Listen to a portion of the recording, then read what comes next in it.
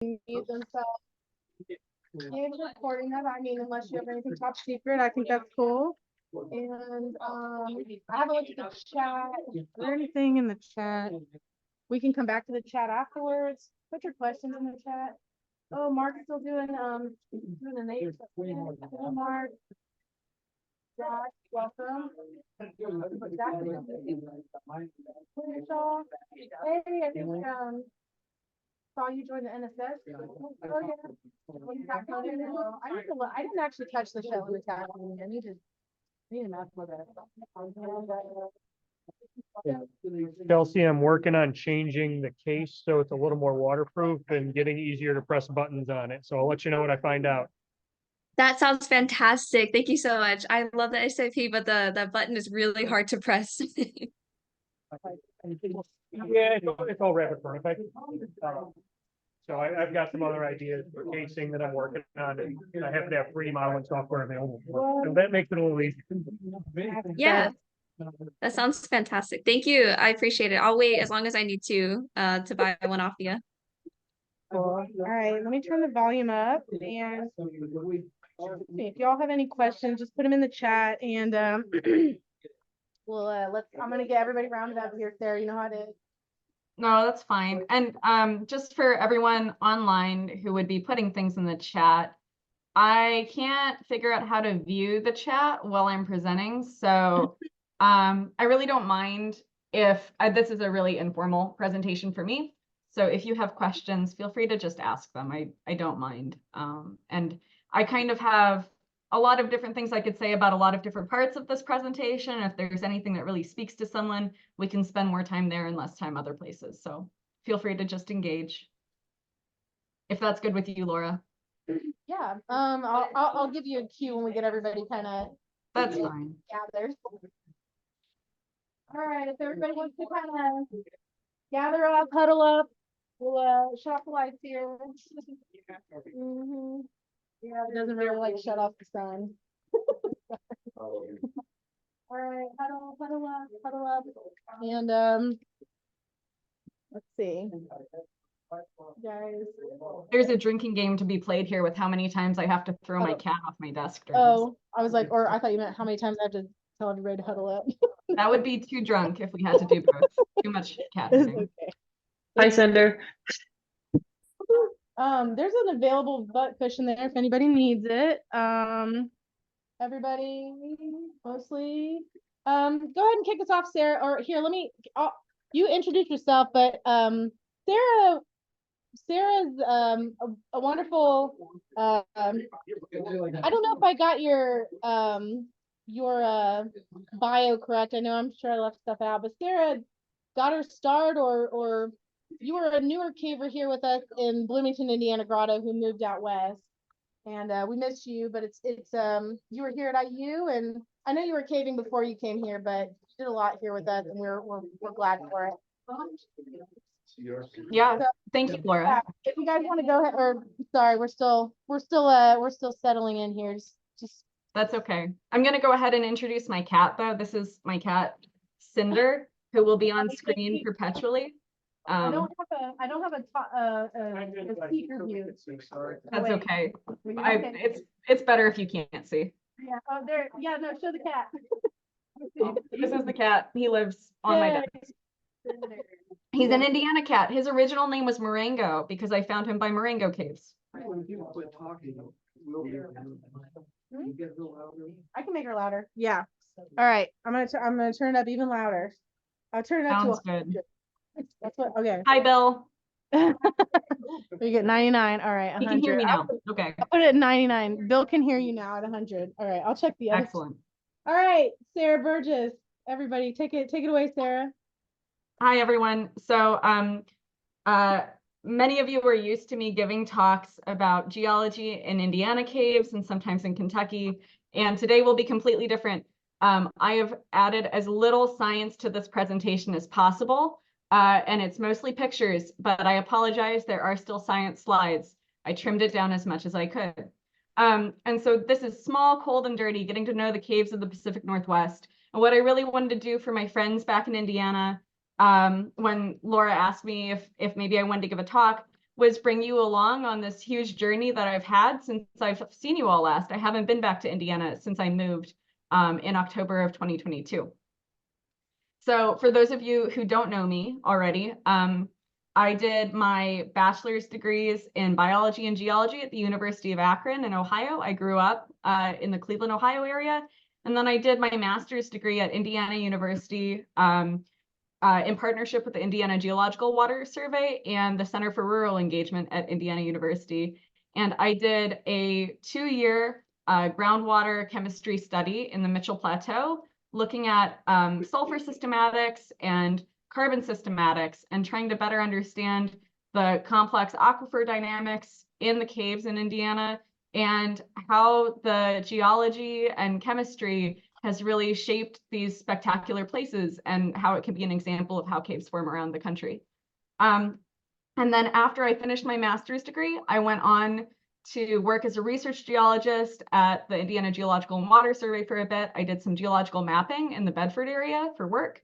And then in 2022, I left the Indiana Geological and Water Survey and I moved to Washington State. So, oh, that's my other cat. Many cats on the table right now. And I now work for the U.S. Environmental Protection Agency out of Seattle, and I do work in water protection and water rights in the Salish Sea. So it's been a huge career shift for me, but they pay me much better than anyone was going to pay me in Indiana, so I'm happy. So this is, I wanted to show this map of the United States, and this is the USGS's karst potential map. And so it's not perfect and the resolution isn't great. So if you zoom in, you can get really nitpicky about where things are or aren't. But basically, the red areas are places where there's tons of sinkholes. And so you can see Indiana shows up red in the Mitchell Plateau and other places where there's a lot of karst. And this blue color is the carbonate or limestone bedrock. So that's what you all are used to in terms of your cave forming rocks. So you have calcium carbonate, calcite that was deposited at the bottom of an ocean many, many, many millions of years ago. And now that calcite dissolves in rainwater and other acidic solutions and makes caves that you all crawl through and rappel through and do whatever it is that you do. But there are other kinds of karst too, or pseudokarst. And so we call these like cave forming terrains. They might not be limestone, but they still have caves. And so you can have evaporate caves that form in a similar kind of dissolution process to limestone caves, but you can also have caves in volcanic bedrock. And so if you look at Washington State, where I've ended up, it looks very different than the Midwest where I came from. And so the caving experience that I've had here has just been completely different. But caving has been such an important part of my identity and my life and my career that I was just unwilling to leave it behind when I moved to Washington. So when I moved to Washington, I decided that I was going to get involved in the local caving communities and that I was going to go caving all the time, no matter what that looked like. And so it's been a really exciting journey that I will share with you. And so to kind of bring you all from Indiana to Washington with me, I just want to review briefly the geology of Indiana. So basically, you have these sedimentary beds that were deposited over many, many millions of years, and you have sequences of sandstones and limestones and shales. And then basically those are tilted slightly because you have a bulging structure called the Cincinnati Arch, which domes up in Cincinnati. And Indiana and Bloomington is on the western flank of that arch. So all of the rocks are dipping slightly to the west. And that's like this gentle slope that creates this banded pattern in Indiana, or at least in southern Indiana below the glacial limit. To above the glacial limit, the rocks are still doing that, but they are covered by, glacial sediments.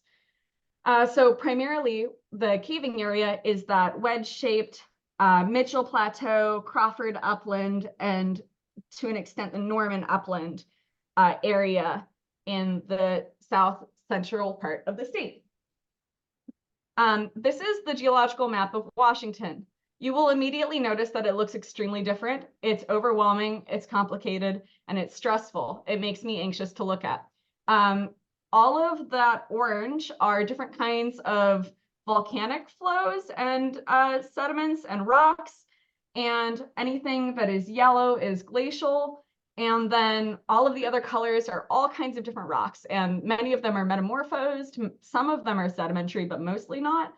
And it's just very, very different. And it is, I don't work in geology proper in the state, and I'm glad for it because it seems like it is a very hard job. This is a slide from the Caves of Washington. So similar to Caves of Indiana, we had a Caves of Washington publication that is also accessible online as a PDF. If you're curious after this, you can go look it up. It's an older publication, but there's a lot of really good information in it.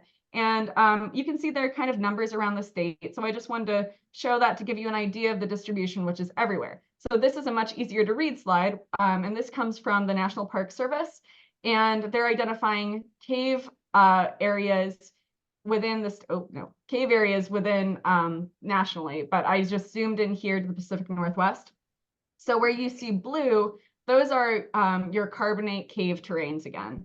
And where you see yellow here, those are your lava terrains that also hold caves. And the red dots are National Park Service lands. And I put a big yellow star in Seattle because I wanted to show you that none of it is particularly close to Seattle, which is where I live, and the Cascade Grotto, Washington's only grotto, is based out of. So one of the immediate differences versus the Bloomington, Indiana grotto is we don't live in cave land. We have to drive a long way to get to cave land. But we still do that all the time. And so there are, because of the geology being so varied and interesting in Washington state, the caves are also really varied and interesting. And they don't necessarily have the size and overwhelming enormity and joy of exploration that I remember from Indiana, Kentucky, Tennessee, West Virginia, those areas, but they're really special anyways. So we do have carbonate caves, and those in Washington can be limestone caves or marble caves. So limestone is exactly what you're used to, but all of the limestone in Washington is deformed geologically. So because of the tectonic setting, where basically the tectonic plates from the Pacific Ocean are ramming into the west coast of the United States and shoving all kinds of different geological terrains against each other. And that's what makes up the western part of the state of Washington. And so any sedimentary rocks that are there have pretty much traveled a long way to be there and are flipped upside down, cracked apart, and fragmented. And then in that process, sometimes you end up with marble. So calcite actually deforms very easily. So calcite is the primary mineral that composes limestone, but it's fairly soft and it deforms under fairly low, geologically speaking, realms of heat and pressure. And when you squish and cook limestone, you get marble. So basically you're recrystallizing all of those grains of calcite and fossils and turning them into a crystalline rock like a countertop. And so that still can dissolve with calcium carbonate, and you can get chemically weathered caves like you have in Indiana, but they're different because the porosity of the rock is different. All of the spaces in between those limestone grains that make the caves, that like form the blueprint for the caves that you're used to being in, aren't really there in marble anymore because the rock has recrystallized. And so instead it becomes extremely fracture controlled, and there's just, it's also harder to erode. So it's just different. We also have lava tubes, which I will talk more about later in this presentation, but they are our big caves. So they're much bigger in general than most of our carbonate caves. And you have erosional caves where you have water mechanically weathering sedimentary rock, basically, and I'll talk more about that. So those first three are going to be covered in this talk. And I had an idea when I was putting slides, or before I started putting slides together for this afternoon, that I was going to talk about all these different kinds of caves in Washington. And then I realized that that was just way too much. So maybe for another talk, or you can come visit and see them yourself. But we also, I do want to mention that we also have fracture caves where you have just a literal fault and there's not a lot of additional chemical or physical weathering development of it, but it has a covered ceiling and it is a cave and you can go inside of it. If that sounds dangerous to you, in my experience, it is pretty dangerous, and none of us spend a lot of time in fracture caves because there's major rockfall hazard and they are vertically complicated to navigate, and it's just, I don't even know if they're very safe to be in at all. You also have talus caves, which are the spaces between sometimes house-sized boulders that can fall down the mountainside. And talus caves can be important in terms of things like bat roosting and other aspects. So they're definitely still caves, but they're very different than the caves you think of. And then also in Washington, we have the Cascade Volcano Range and the mountain range. And on the Cascade volcanoes, there are glaciers because they're just that tall. And on the glaciers, you can have glacial volcanic caves, and that's what the picture on the slide is of, where you actually have the heat and gases coming out of the volcano, melting caves into the glacier. And we do go into those and map them, but they're very inaccessible and they're dangerous. Many of them have very toxic gases, and it takes a lot of specialized experience to get there. And most of them also have and it's an enormous task to end up in that place on the mountain through permitting and actual physical exertion. So we don't go there very often. And then there are other ice caves. So there's places like, if you've been to Washington, you might have heard of the Big Four ice caves. And that's an area where you have basically just a seasonal snow accumulation and a waterfall that melts small caves through that snowpack. We call those fern caves also. And they're very unstable and people die in them all the time because they collapse on them. So also we don't really go into those as cavers much.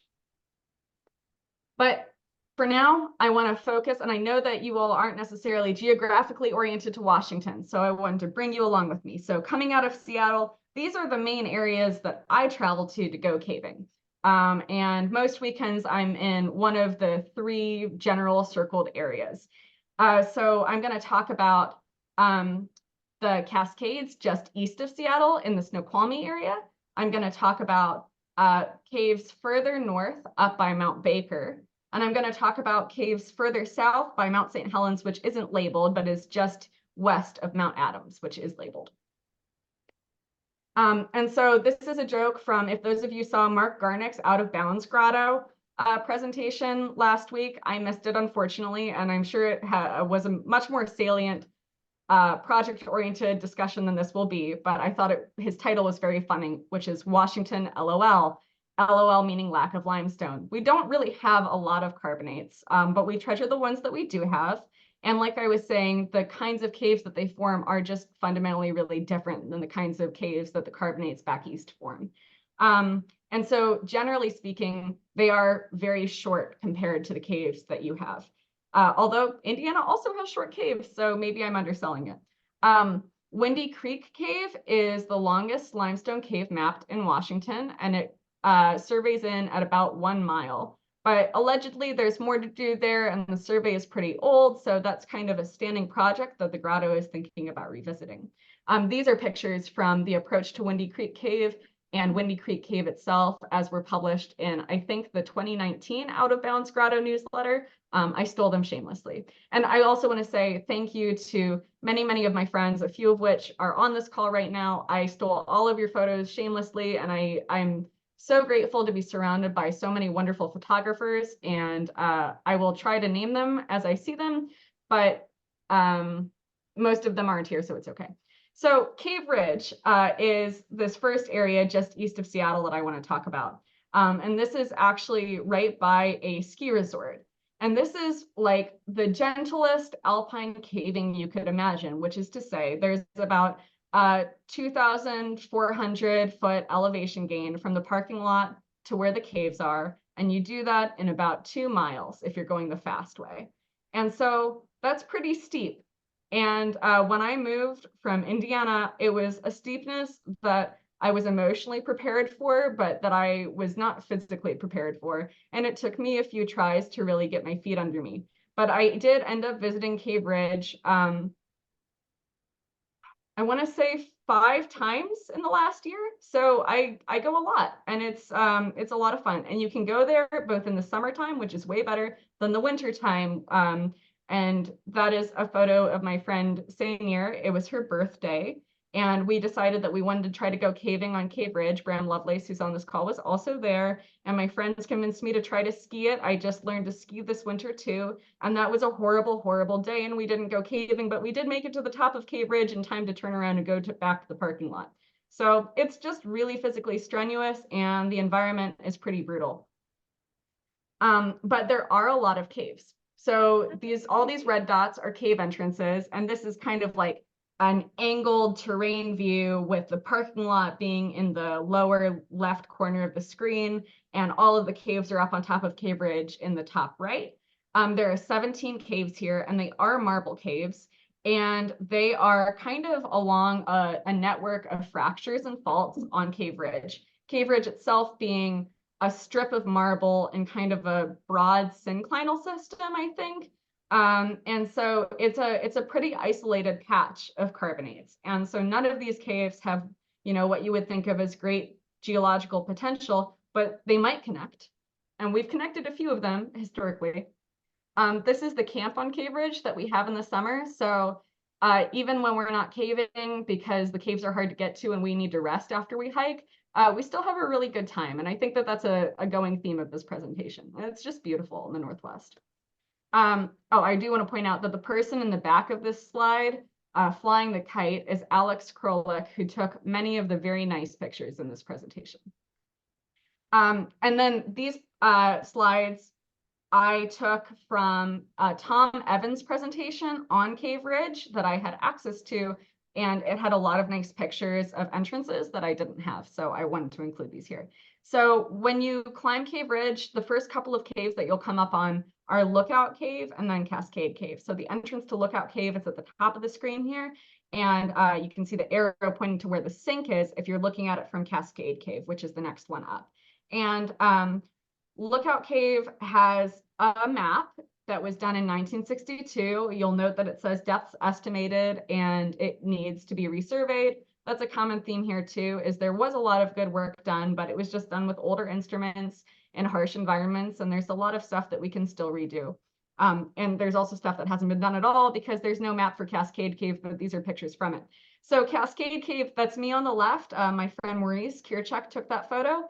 And then in the middle, that's also a photo of Cascade Cave. And I wanted to show this picture because if you look, there's a hand line in the center of the image, and it's going all the way up the middle of the image. And you might say, wow, that looks kind of like a vertical drop. But for us, this is considered a horizontal cave.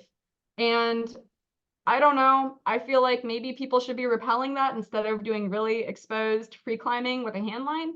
But this is pretty normal for alpine caving in Washington. And also I want to say that the caves are cold. The caves are so cold. The caves are 30 degrees Fahrenheit about on top of Cave Ridge. So, and some of them are colder than that and have persistent ice in them all year.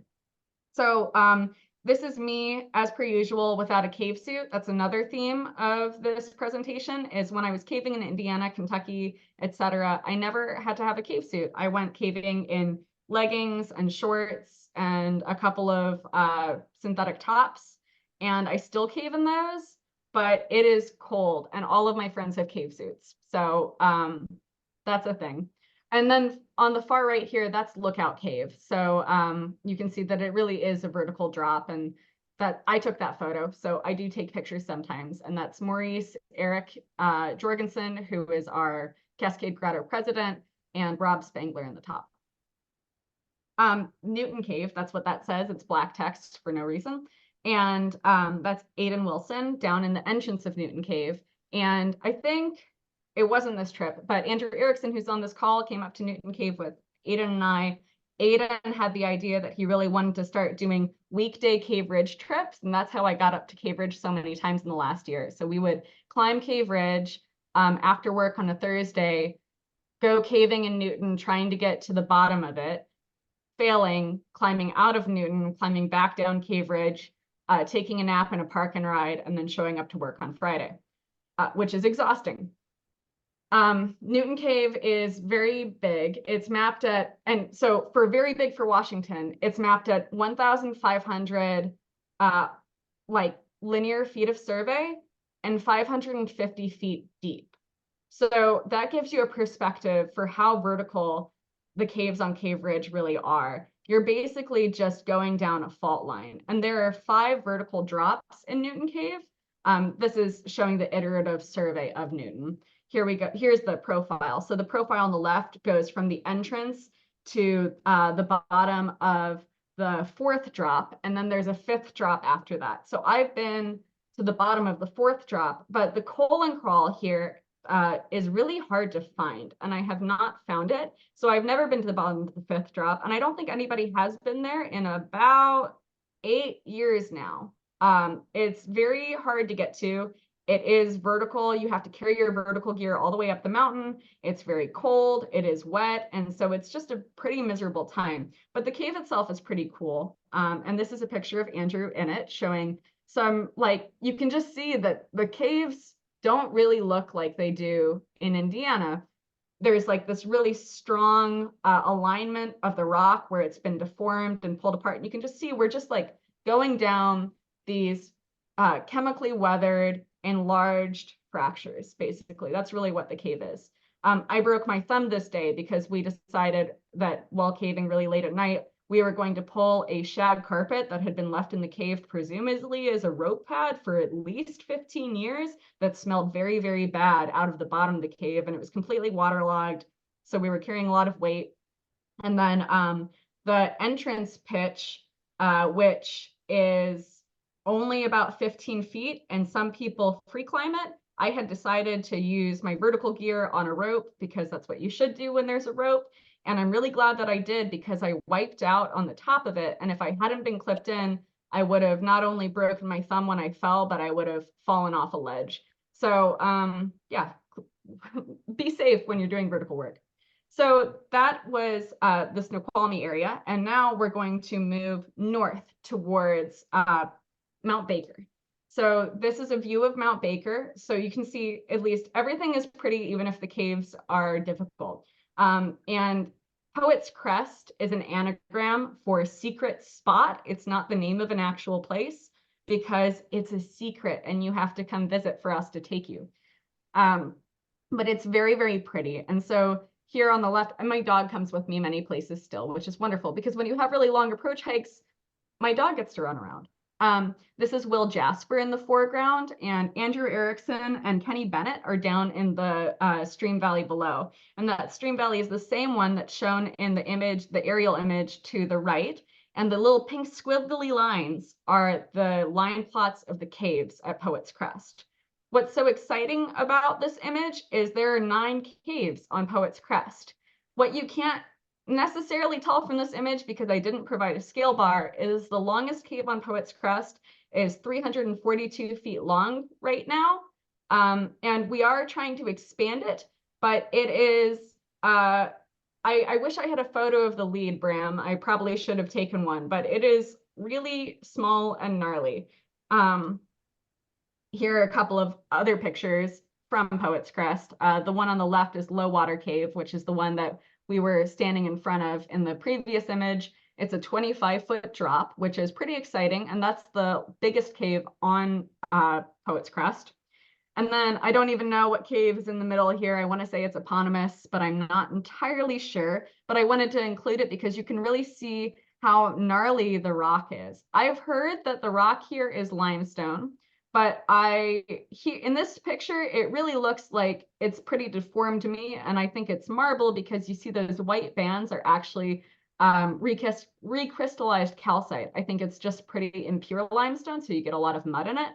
But then again, when you're hiking up that stream valley, you can see rocks that still have intact crinoid fossils in them, which are probably still limestone. So I don't know, it would take thin section work basically to determine it. And then on the right, that's me pushing, so you still get some glacial material mantling the caves in certain areas here. And maybe we would find more caves if we could remove the glacial material. And so that's something that, you know, caving in Washington has in common with caving in Indiana, is we wish we could just strip the glaciers off. Yeah. So this is the camp on Poet's Crest that I wanted to share with you because it's just a really cozy, nice time. And there's the dog, and There are tents laid around, and the elk come up and visit, and it's actually really magical. So we were sitting in here, and Andrew Erickson was cleaning up his cartography from the day's surveys, and I was doing a sketch of Andrew Erickson doing sketches and just shooting the shit, having dinner. So I want to say again, is it marble or is it limestone? The question of the ages in Washington State. So I talked about this a little bit, and unfortunately one of the images moved, so now it's being covered, but it shows the pore space in limestone and how the pore space goes away in marble. And so is it limestone or is it marble? I really don't know. But it bothers me too that I don't know. And here, this is a picture of Jackman Creek Cave on the left, and the only standing room in Jackman Creek Cave. Everything else is a really miserable, muddy crawl, but you can see the beautiful marble with banded calcite and impurities. And then on the right, that's a picture from Cave Ridge that I wanted to show, because you can see how it's really eroding in a way that looks a lot like classic karst in Indiana. And I just would love to get someone's opinion on that. Here's just some more pictures. This is a photo from Cave Ridge on the left, where you can see this beautiful, again, you can see the white bands of recrystallized calcite, and then you actually have tiny speleothems, little coralloids peeling out of that. And then we actually do have some really nice formations. So there's some cave bacon for you. That's from Church Mountain Cave. And then below, I think, is from Poet's Crest again, with some nice marble banding. Okay, so that's all of the carbonate caves we have in Washington State. And now we're going to talk about something kind of foreign. So we're going to go south over to Mount Adams and Mount St. Helens. We're going to start at Mount Adams. That's a photo of Mount Adams on the road into Trout Lake, which is the closest town there. It's very, very small. It's primarily sustained on ecotourism, where people come in to climb Mount Adams or hike the Pacific Crest Trail, and it's a stop along the way, and probably meth, because it's a really small town and some of the locals are very strange. There's one general store that we can buy a little bit of beer at, and beyond that, we just camp out at the dispersed sites.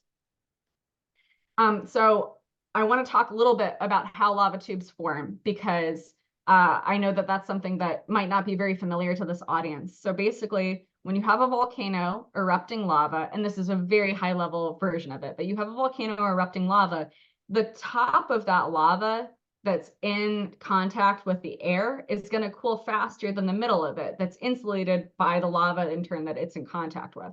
So the edges of the lava cool before the middle. And as the edges of the lava cool, the middle continues to run and empty, and it leaves behind a void, like a cannoli that would be filled with delicious cream and chocolate chips, but is actually a cave. So that's my explanation of lava tubes. You can tell that I'm a carbonate geologist, not a lava geologist, because I came from school in Indiana and not out here.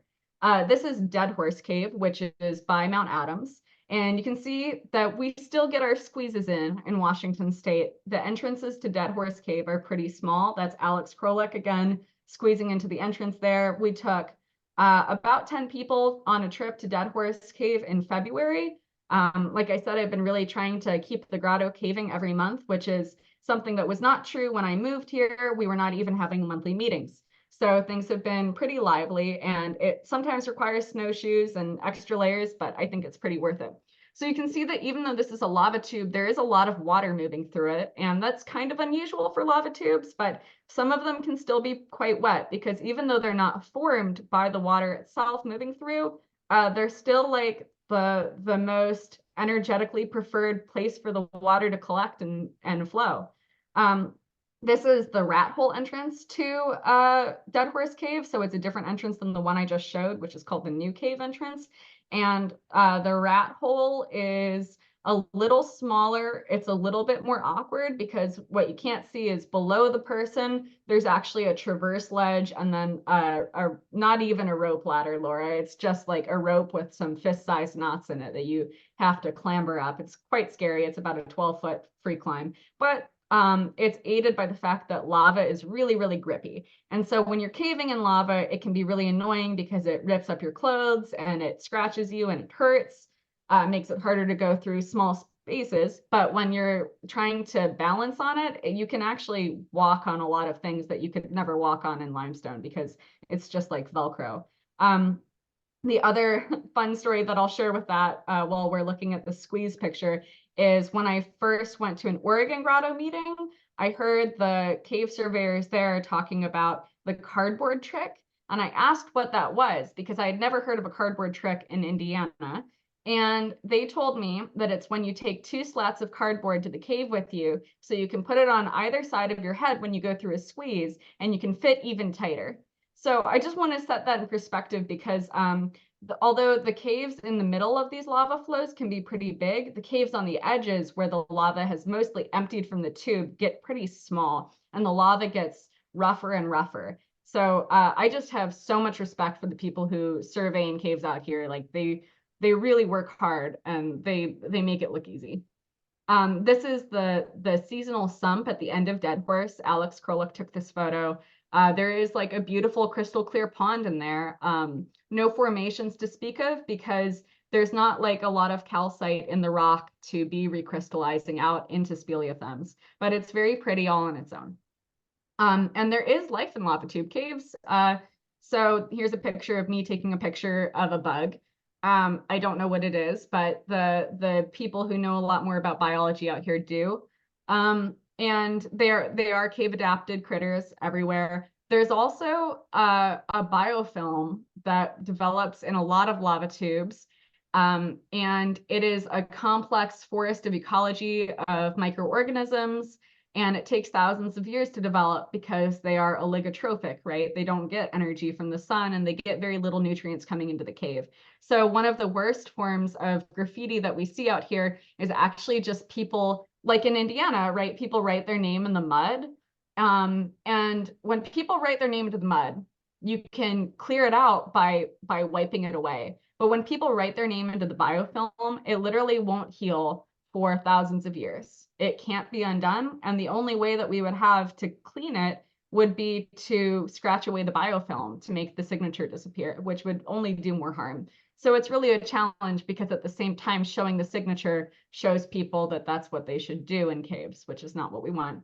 There are bats in caves in Washington, although the structure of bat communities in Washington is really different. And that's like a whole nother conversation if we wanted to talk about white nose syndrome and bat health. But basically, the bats here are less colonial than like Indiana bats back east, although they will roost in communities, you know, anywhere from 10 bats to 60 bats in a cave or in a cluster. But there's just less of them. And generally speaking, the bats seem like they would rather sleep in dead trees down in the valley than they would sleep in alpine caves with persistent ice in them because that's just pretty cold. These are photos from Dynamited Cave, which is also in Trout Lake. And this is one of the more spectacular vertical caves that we have. So there's Newton Cave on Cave Ridge. And then Dynamited Cave also has like 5 vertical pitches. So it's interesting. The name comes from a time when 2 children got lost and trapped in the cave. And the locals, after a successful rescue, decided that the cave was nothing but bad news, and they dynamited the entrance shut. Cavers in the area later came back in and dug it back open. And it is a very good cave, especially for out here. Its current map distance is about 2 miles long, but it's in need of a resurvey. And particularly because there's so much iron and magnetite in the lava flows here, it really throws off cave compasses. And so you get a lot of cumulative error in your survey, and there are ways that we can correct for that, but it's challenging. This is another PSA, always be careful when you're doing vertical work. Generally speaking, the vertical work in lava tube caves can be pretty simple, although this cave also does have an area where you have to navigate a J-hang. And this is just me going down like a 40-foot drop and feeling pretty comfortable. And then I somehow accidentally inverted when I came off that ledge in the first panel, and I banged my unprotected knee because I wasn't wearing knee pads because I thought I didn't have to crawl in this cave. And then it hurt. And then I fell on the ground and finished my rappel and gave my caving partner a thumbs up. But yeah, always be careful. Little injuries can be big injuries quickly. This is also from Dynamited Cave, and I wanted to show off some of the kinds of cave formations and lava tubes. And these are really special ones where you can get sediment floors in lava tubes where you have a lot of water moving through like you see in Dead Horse. And, you know, over time, depending on the sediment profile of the area, you can really get a lot of sediment buildup in that. And then you do get a lot of drips still coming down through the ceiling in the relatively shallow soils. And those drips can form sandcastles, and they're really spectacular. Except they're mostly gone. So you can see in the right image is the same passage, and there's flagging tape to protect the sandcastles. But pretty much if you touch those things, they completely collapse. So it's a really sad story of how fragile the caves here really are, and how, you know, even just cavers trying to go through and survey will ultimately destroy these kinds of artifacts. And it's pretty tragic. And this is an image, and I wanted to talk a little bit more about stewardship here. So here's some spray painted graffiti, and all of the little yellow and white dots that you see around it on the rock are parts of that biofilm I was talking about that cover the cave walls. And you see the spray painted orange arrow, and obviously that's no good. But what I think is so interesting is there's about a 2-inch zone of exclusion around the spray paint where something lethal must be leaching out of the spray paint and killing the biofilm, not only where the arrow was actually spray painted, but around like everything around it. And so again, it's just a really sensitive environment. So we can scratch off the spray paint, but it had a really big impact there beyond just the visual marring of the surface. It actually killed a living part of the cave. Here's another one of my paintings. So now I'm going to shift over to the west and talk about the Mount St. Helens area in Cougar, Washington, which is where Western Regional will be held in 2024 in September. This is a painting based off of a very famous image I recently found out that the person in the foreground of the original image is the grandmother of our grotto's president. And I thought that was really interesting, and I felt really inspired by it. So I did this 3-foot by 4-foot painting that's actually behind me in my living room of Mount St. Helens when it was erupting. And so I want to talk a little bit about the eruption of Mount St. Helens, because I know it's a pretty familiar household name, but I didn't really understand until I started interacting with the community space out here and going down to it more, just how incredible volcanic eruptions really are and how much they really change the environment. And the eruption of May 18th, 1980 is one of the most famous volcanic eruptions on Earth. And it also was not a cave forming eruption. So there wasn't a big lava flow here. What actually happened was there was a landslide because of just a very wet slope on the north side of the mountain. And when that landslide slid, it triggered a giant eruption that came out as a lateral blast. And it completely knocked out, you can see there's a forest in the foreground here. That forest on the north side of Mount St. Helens is dead and gone. The shock wave from the blast knocked many trees down, and many of them were pushed into Spirit Lake, and they still float there as like just a dead and scarred landscape. And so since this time, there have been many studies on the slow recovery of the landscape after the eruption and looking at that natural process and what primary succession looks like. I don't have pictures of it, but it's a really beautiful area. This time of year, the strawberries are out. There are mountain goats everywhere. And it's basically just prairies and prairies of lichen, and that's the ground cover. But the south side of the mountain is still very different. So that really affected the north side of the blast. But on the south side, you still have beautiful old growth forest. And the trees can be pretty scraggly still. And that's because there's basically no soil, because they're growing on this 2,000-year-old lava flow that has the caves in it. And so these are just photos from around there. This is Ape Cave. So if you talk to people in Washington, the only cave that 99.99% of them know about is called Ape Cave. It is in the Gifford-Pinchot National Forest, and it is accessible to the public by a ticketing system when it is not bat season. And it is this incredible, like 2-mile long, mostly walking cave with a natural breakdown floor that neither of these pictures are really doing justice. At the original discovery of the cave, the entrance where there's now this big staircase used to be a vertical rappel, but now it's a staircase because that's what tourism can do to caves.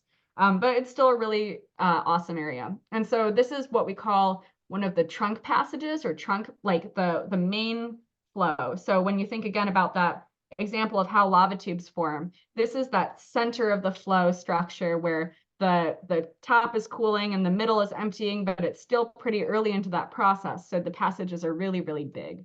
And then moving down the flow from that, as that lava flow continued to come through, it formed Lake Cave. So Lake Cave is immediately downflow from Ape Cave, and it's also a really big cave.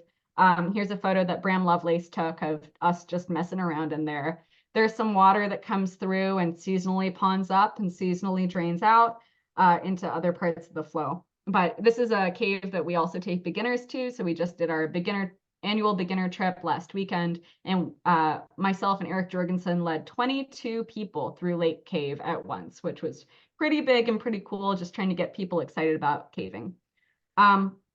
And so now I want to talk about something really special where we're going to talk about erosional caves a little bit. So Lake Cave also has an erosional section in it, but it's nothing like Scott's Cave, which I got to go to for the first time just 3 weeks ago because Bram was looking for new caves to lead trips to for the beginners weekend. So Scott's Cave is a very, very challenging cave as opposed to Lake Cave. It's further out on the fringes of the flow, and the passages are just kind of smaller and tighter. The lava is really grippy and it scratches at you. And so Bram took 4 experienced cavers to it to experience during our beginners weekend. But we did a scouting trip with Arlen, the president of the Oregon Grotto, a couple weeks before that.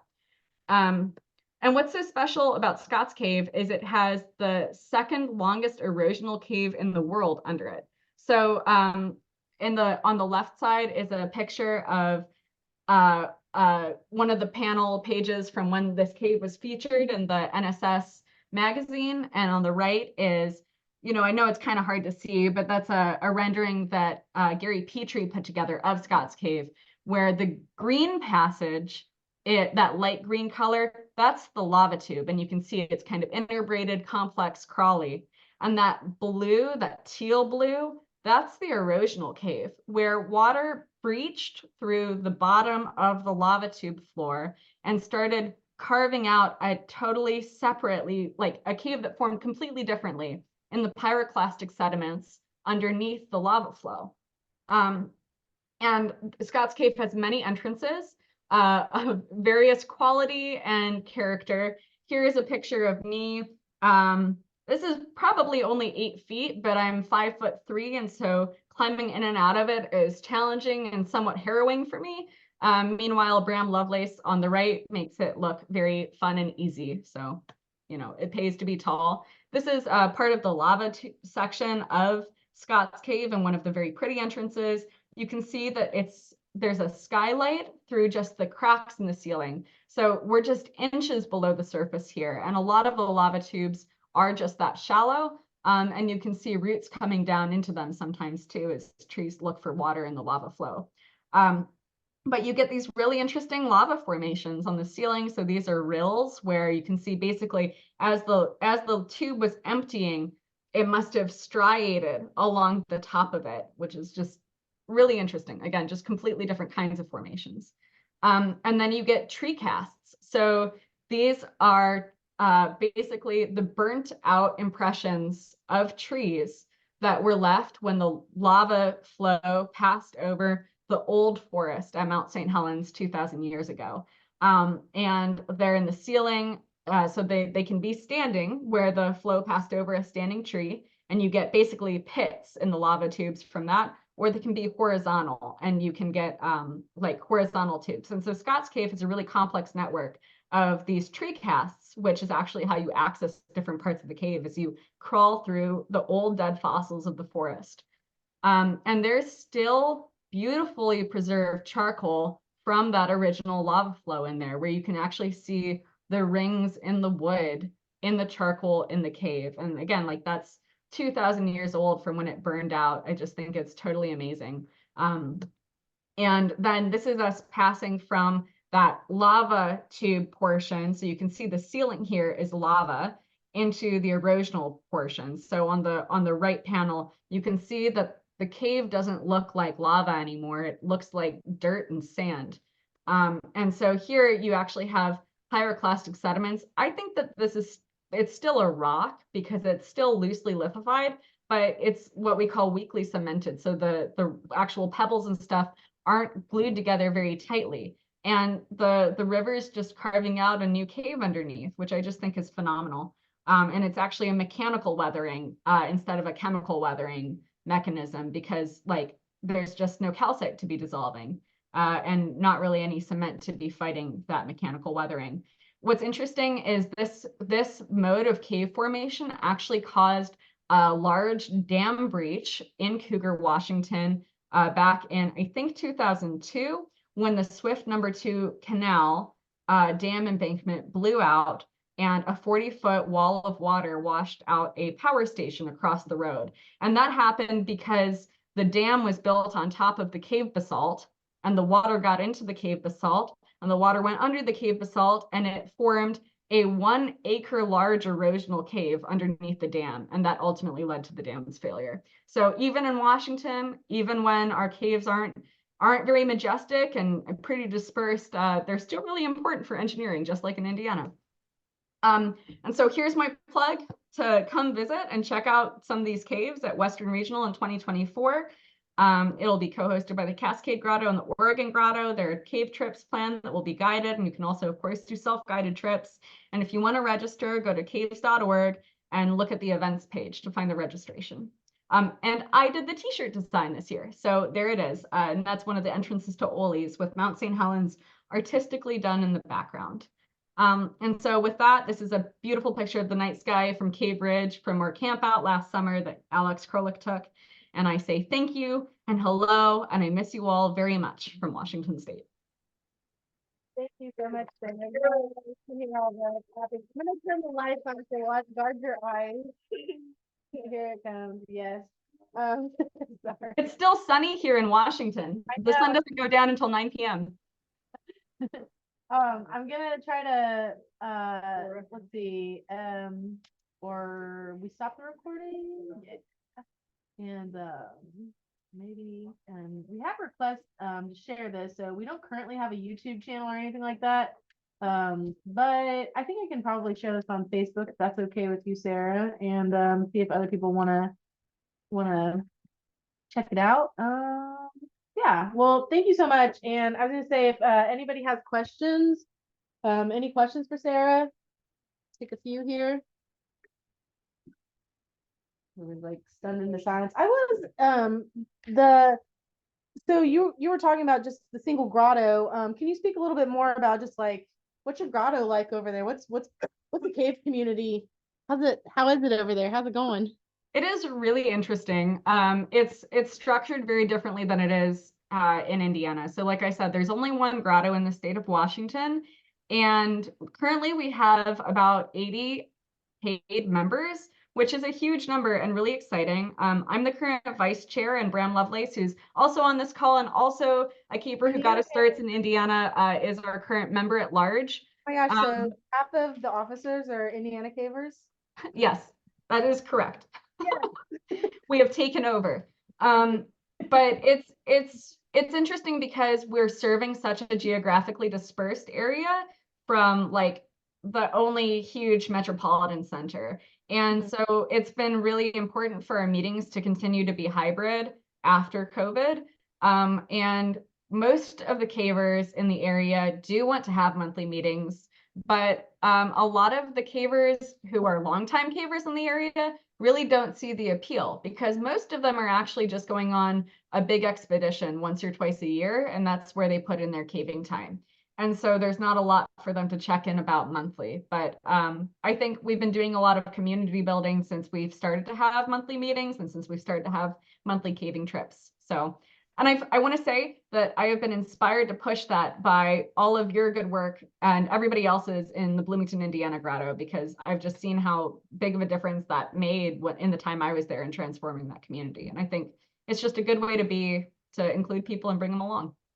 Cool. Well, thank you. I'm glad to hear that y'all are kind of invigorating a community out there. And I do think after COVID, like Zoom, we kind of thought after COVID, Zoom would be like it would go away, but I think we have probably the same amount of people in Zoom, possibly a few more than we have here in person. It's still about 50-50, so it's still in high demand, and I don't think it's going anywhere. And it's a super useful tool. Does anybody have questions for Sarah about Pacific Northwest caving or anything like that? If not, you know where to find me. You all are always welcome to send me messages. Bill has a I comment. guess I have a quick question. Sorry, go ahead, Chelsea. Yeah, thank you for the presentation. Sarah, you talked a lot about like, the delicate nature of the caves out in the Pacific Northwest. And well, I guess there's more like two questions because kind of building off of Laura's, like I really like surveying too. And I was just wondering like what the efforts are like for surveying caves in Washington and like what kind of practices do you believe are like essential to ensure like this responsible stewardship and also like encouraging inclusivity among like all the cavers and stuff? Yeah, so that is a complicated set of questions. And it is kind of two questions, so we'll address them separately.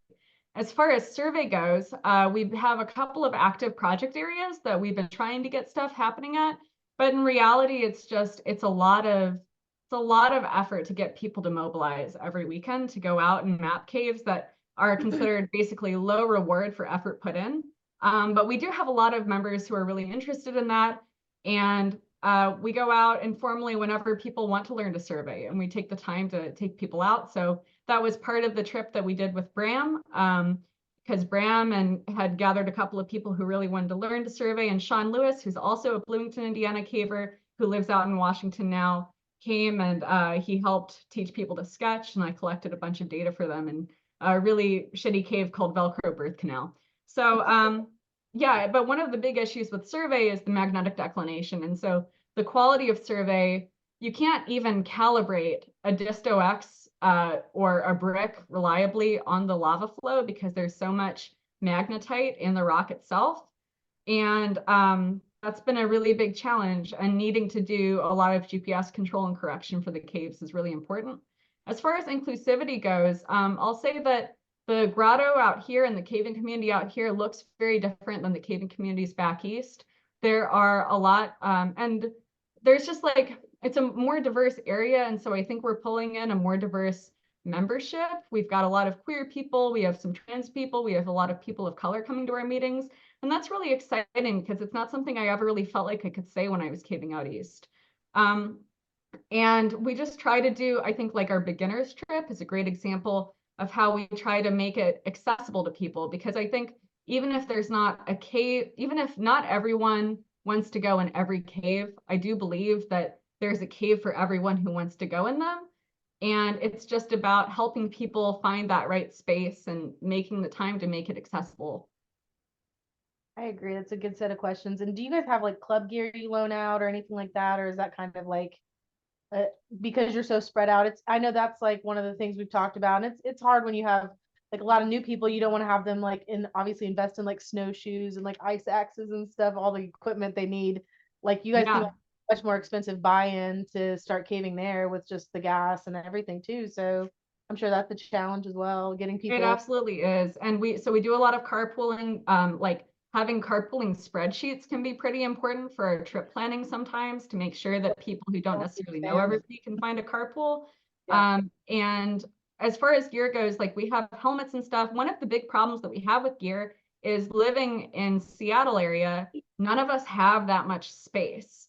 So because we're all renting apartments, there's not like a great space. Nobody has a big basement where we can have a giant gear cache. And so that's one really interesting challenge that never really seemed to be a problem back east, because there was always someone who could hold the stuff and would come to every meeting. But here it's a big issue. I got a whole bunch of expired Ekron rocks in my garage. Yeah, well, and then we really struggle with white nose syndrome and about understanding the protocols for where to move it, because white nose syndrome came to Washington in 2016, and it has never been positively detected in a cave, but it is in the areas where the caves are. And so it's also never been on Vancouver Island, Washington, which I didn't talk about at all here, but has lots of limestone and big carbonate caves, like really properly big carbonate caves. And no one who caves in mainland Washington is supposed to take their gear to Vancouver Island because of the perceived risk of transmitting and real risk of transmitting white nose syndrome. But at the same time, white nose syndrome it's possible to decontaminate for it, and people don't seem really willing to trust that cavers will decontaminate, which is it's an issue of making sure that people actually do that. And the other thing is that understanding how it affects bats in the West is really different than out East, and we just don't have all the science that we need to make good decisions right now. So we're just trying to be environmentally conservative, but it's too much to ask people to buy 2 sets of $500 gear, right? Like that's just not an accessible format. So we're really struggling with that now. That makes sense. Let's see, any other questions for Sarah? Oh, Bill had a comment or a question. He's wearing 2 coats and a hat. I was just gonna say, it does not surprise me that when you went out west, the grotto got reinvigorated. Ah. What's that supposed to mean? Is that a compliment? Thank you. Yeah, it's a compliment, I think. Thank you. I miss you guys. Thank you for doing this presentation. And yeah, if anybody has any questions, we'll shoot them to Sarah, but we super appreciate you being here. And usually around this time, we kind of just like turn it off and you guys can all just spectate us by the campfire while we mingle a little bit. And we just kind of say the slow goodbye, but thank you so much. That's a killer presentation. We really appreciate you being here, Sarah, and making time for us. And good to see you. And thank you everybody for tuning in and joining us. And feel free to hang out and plan the next cave trip, I guess. Thank you so much, Sarah. Thank you everyone so much. See you around. Bye. Bye. Thank you. Sarah, it was awesome. Thanks. Thank you, Thanks. Laura. Thank you. Thank you. It was really good. It was really good. That's all I can say. And you have a cute kitty. Ciao. There's Sam. Yeah, Hi, Sam. turn it on.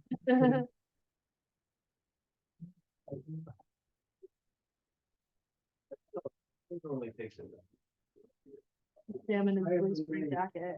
Here I am putting I on. think I'm done recording, yeah? Or maybe I can stop it.